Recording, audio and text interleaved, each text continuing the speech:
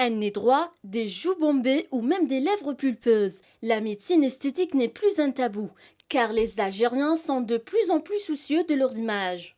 Affiner un nez, lui retirer une bosse ou encore le raccourcir. La rhinoplastie est l'une des opérations vedettes de la chirurgie esthétique, selon le chirurgien que nous avons rencontré.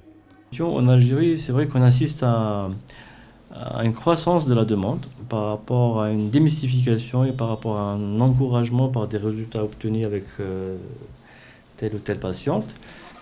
Avant, elle pensait que ça ne se faisait pas en Algérie, ça se faisait qu'à l'étranger, qu'il n'y avait pas de moyens, ou qu'il n'y avait pas de chirurgiens qui peuvent répondre à leurs demandes. Mais c'est vrai que les femmes expriment de plus en plus, et les hommes aussi, mais surtout les femmes, expriment de plus en plus. L'intervention la plus demandée chez nous, c'est surtout les rhinoplasties. Donc, que ce soit homme ou femme, donc c'est l'intervention la plus courante, la plus demandée. Femmes ou hommes, ils sont tous séduits par cette pratique. Tôt le matin, Zaki, un jeune homme de 21 ans, se prépare à entrer au bloc opératoire.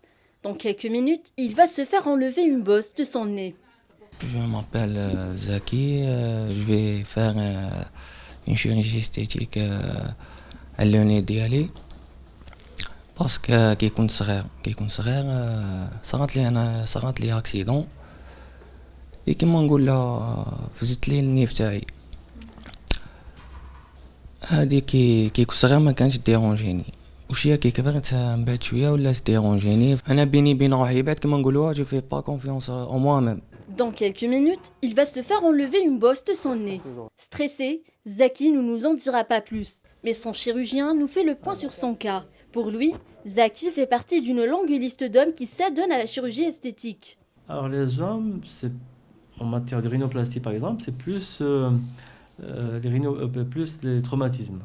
Donc c'est des traumatismes ou des malformations, des défauts de croissance ou des malformations. L'éternelle jeunesse à tout prix. Telle est l'obsession des femmes et hommes d'aujourd'hui. Les Algériens ne font pas exception. Mais y a-t-il un danger sur leur santé?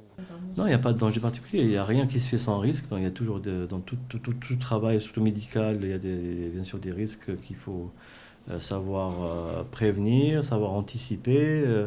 On fait des bilans, il y a une consultation préopératoire pour déterminer l'aptitude de la personne à recevoir ce type de chirurgie.